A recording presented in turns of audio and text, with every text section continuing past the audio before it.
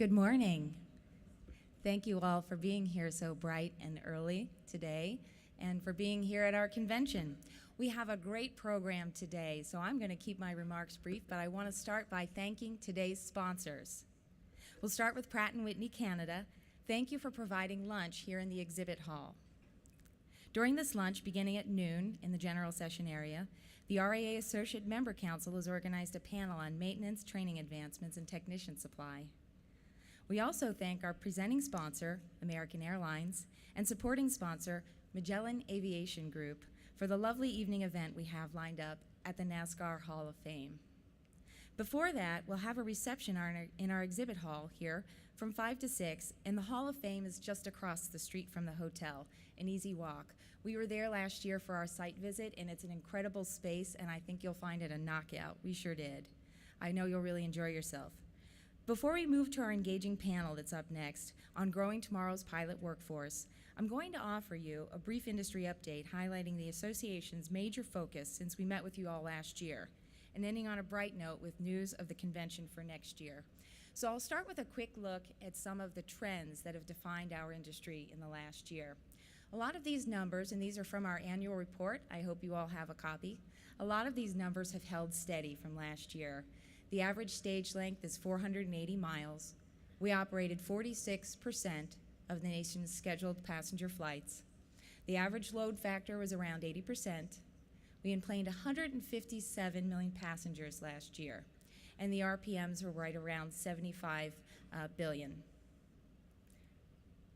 We served 607 airports in the United States last year. And that second graph, 393, is the number of airports that regional airlines provided the exclusive source of air service to in 2014. That's about 60%, over half our nation's airports. Unfortunately, that number has gone down, and we've found that in addition to the traditional fly-drive pressures that we've seen in those smaller markets, that we're now facing some service terminations related to the very real and growing pilot shortage. If you look at the numbers, it's a very clear picture. The number of new pilots coming in simply cannot keep pace with the growth and especially retirements at the major airline partners. In fact, that attrition related to age 65 mandated retirements alone at the major airlines will outpace the entire regional airline pilot workforce by 2023 or 2024. It's a significant and shared industry problem. This industry gets a lot of credit, not sure that's the right word, for opposing the first officer qualification rule that you know very well the FAA passed or enacted in 2013. Well, that's not true. We didn't oppose it. In fact, we supported the vast majority of that rule. But we said, as you all know, we took exception to a very narrow slice of that rule that held that hours were the appropriate measure of a pilot's proficiency. We just know that that's not true. Nonetheless, that rule was passed, and that's the law of the land. And we've seen the results as an industry. Around the board table, we talked about things that our training departments had told us. They described a deteriorated pilot pool after the rule versus before. So it's not quite fair to say that the first officer qualification rule caused the pilot shortage. We know that's been coming. That's been something that we've talked about here at the RAA for the last 6 or 7 years at our convention, and around the board table we've talked for much longer than that. But those temporary mitigating factors that we saw, age 65 patch, where we moved from 60 to 65 for the mandatory retirements, some of the others we certainly hope won't repeat, such as 9/11 or the recession, all of these things serve to kick the can down the road. But here we are. The pilot shortage is here. It's very real, and it's impacting our industry, and it's impacting every airline. Whether it's the inability to cover sick calls or spare aircraft, or sweeping, devastating cuts to the schedules and routes that a carrier is providing, our airlines are feeling this shortage. And I would argue that it is a shared industry shortage, as the lift, the incredible important lift that the regional airlines provide, is going to be greatly diminished. And we'll talk a little bit more about this. In addition to the scarcity and the economic impacts, our training departments have started to notice this deterioration in training performance, and the industry is taking every measure to ensure that safety is still upheld. And you're seeing this reflected in increased washout rates, training failures, and for the pilots that are making through, ensuring that they have the extra training that's needed. We've shared this with Capitol Hill. This rule has had unintended consequences, and they've said to us, the plural of anecdote is not data. So we were glad, although it's kind of funny to say glad because it certainly wasn't good news, but it was news that we knew when the pilot source study update happened in 2015, told us what a lot of us already knew, which is that training performance after the rule got worse. And the higher your hours, in fact, the worse the performance was. So there were more extra training needed, and there were more failures and non-completions of training than before the rule. One thing that pilot source study told us that I think is a good news story is that restricted ATP pathways that exist under the rule today, this is not new, are doing well. Those candidates are doing better than any others in our programs. And so we now see that evidence. And when I say evidence, this was a population study that looked at the actual training records of 7,000 pilots. So pretty strong conclusion. They're showing if you have a restricted ATP, that structure in your background, it's all about that structure, and it really is quality and not quantity. So there are a lot of opinions about how well that first officer qualification rule is working, but it is the law of the land. And it was important to us as an industry that we didn't just say 1,500 hours is bad, and we don't believe in a dichotomy where you have 750 or 1,000 or 1,250 hours and you're experienced. And if you're below that threshold, you're not. We just simply don't believe that an hour of flight is a proxy for experience or proficiency. So we wanted to find something that was. We wanted to support the programs that are working well, and we wanted to find another way for airlines to invest in pilots and reconnecting the pipeline. So we're proud of our program in that space, and I think during our panel we'll talk about it in a little bit more detail. But the RAA, led by our member airlines, has come up with a restricted ATP pathway that will allow another source of airline investments into a pilot's pipeline to the career path to restore some certainty there. We think it'll go a long way, not just expanding the pool, but making sure we have access to the right aviators. I like to describe the first officer qualification rule like this visually. So you had a shrinking pool of pilots from which you could draw, and there were proficiencies here and here and here and here and here and here and here. And the rule drew a little small box around aviators with certain characteristics, which were hours driven. And what we're finding is that the pilots within that small box are not necessarily the pilots that are performing best in our programs. We're proud that our program reconnects the pipeline and also restores access to the pilots who do best in training. Sometimes we hear that there's no such thing as a pilot shortage, even when we see the sweeping impacts are already starting to happen. So let's just get down to the math without considering other contributing factors. The math alone here is showing an enormous shrinking in the amount of in the amount of pilots in the hireable pool. And I have to say the hireable pool here is considered 20 to 59, which I would argue is a very generous look at the actual hireable pool. But that number has been in steady decline. And in looking at just since 2009, that's shrunk 17% since that time. That's at a rate of 927 per month and 30 per day. So this is really significant. If you look at that little green line, you can see that that's the number of ATPs. And in 2015, that ATP count was just under 125,000. Sometimes we hear there are 125,000 ATPs. How come you can't hire any of them? That's your pilot supply. Well, let's talk about that. Is that our pilot supply? No, it is not. So there are certain things that we can't account for. And that's really important. But there are some things that we can. We can look at whether or not you have a first or second class medical. Now, we know you could go out and get it tomorrow, but if you don't have it today, you're not eligible to fly. You're not part of the pilot supply. About 26% of those pilots in the ATP roles do not have a first or second class medical certificate. That leaves us with 92,076 ATPs that are living in the United States and have current first or second class medicals. If you look at the regional airline, the legacy carriers, the low cost, the large cargo carriers, seniority lists, that number is about 85,000. So do the math there, and you might say that's your pilot supply, except those variables that we can't quantify right now. Some of those are easy ones. Age. We know that there's age data out there, but it's not married up with this database, and ideally we would be able to do that. But right now we can't tell how many of these pilots we can hire. Piloting ability, check ride failures, recency, and the type of experience, which is something that we really find matters more than anything else.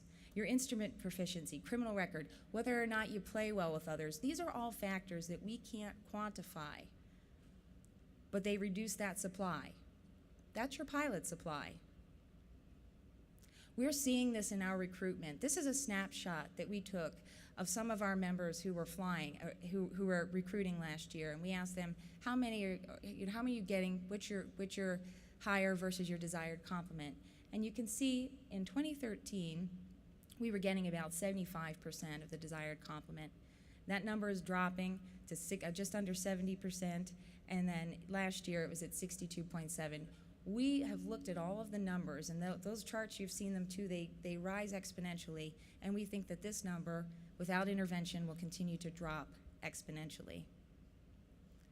And this has translated into service loss.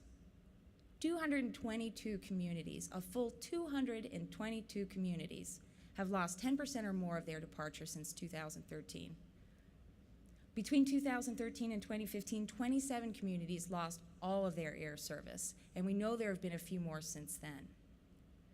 Just like you don't decide to serve a market for one reason, we know that in some cases, you don't decide to end service to a market for one reason, but I do know and can tell you that pilot supply is a causing or contributing factor in an enormous amount of these.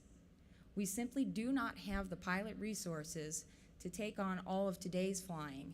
We certainly can't take on the tremendous opportunity that is out there right now without intervention. So, what are we doing about it? I talked for a moment about the RA's investment in our ATP, our restricted ATP pathway. That's something we're really proud of. We know that it works within the current regulatory framework. That was very important.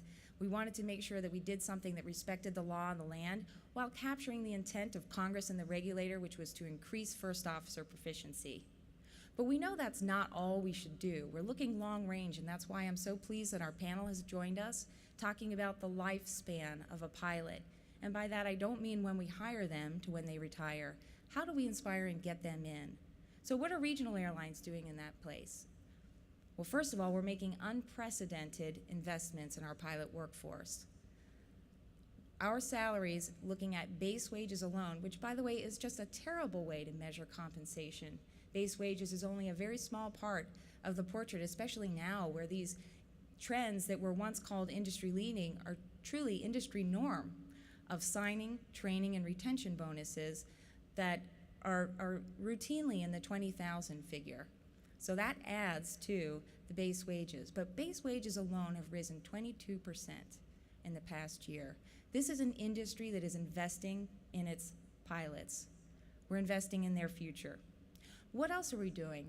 We're facilitating open houses. We're inviting high school students to come in and fly and check out the simulators, trying to get them interested. We're flying spare aircraft to colleges and engaging in dialogue there. We're asking those universities, what do your students want? The University of North Dakota, who's presented here a couple of times, have talked about that. They've done a great career aspirations study of their students and students nationwide. And they've said, yes, pay is important, training costs are significant, but it's flow. We hear that they want to have certainty in their career, so that's something we're investing in. We're looking at universities, flow from the university to a regional airline where you have a guaranteed interview or hiring, and then flow from a regional airline to a major airline, because we know that these pilots dream of flying the heavy metal. We're proud of our spot as the entry point, and we want to make that as smooth a transition as possible. Finally, it's not enough to make all of these great investments in the pilots. You have to tell them about it.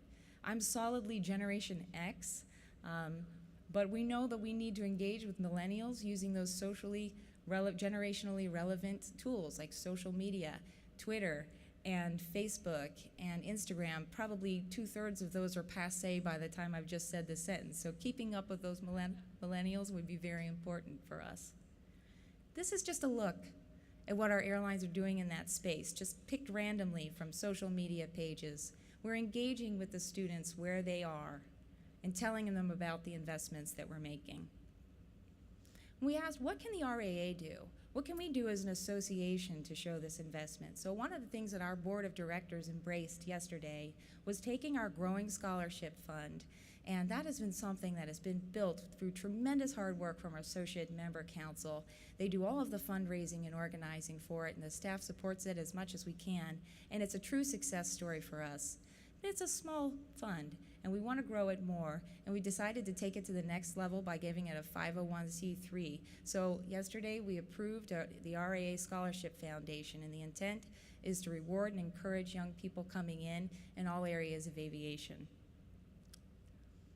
I attended Women in Aviation this summer, earlier this spring, and it's another knockout. It was just an incredible conference. If you haven't gone, you need to do it. They have a recruiting event there, and it was really inspiring. We think there should be more of these. So next year at our annual convention, we're going to hold a career fair and recruiting event that is a regional airline driven event. We'll invite the main lines, but the focus is regional airlines and all the special things that we're doing in this space and in this industry, and we're really excited about that. I'm going to leave on a great note for all of you associate members who are here in the airlines too. We ask you every year what you like about our convention, what we could be doing better, and where we can improve. We do this by surveys, and by the way, when you get our survey, please open it and respond, because I read all of those and I listen to what you say. And what you said loud and clear last year was, we want the convention to be in attractive locations that draw people, that encourage people. We know they have a choice of conventions when they travel, and we want them to choose ours. So we decided Palm Beach sounds pretty attractive. And you also told us that you wanted it in the fall, away from the spring traffic, some of the other competing events. So we're pleased to announce we'll be in Palm Beach, Florida, September 24th through 27th. So I tried to arrange to have a bunch of beach balls drop, but they told me that the logistics wouldn't support that. But we're really excited about that. So please mark your calendars now and plan on joining us there.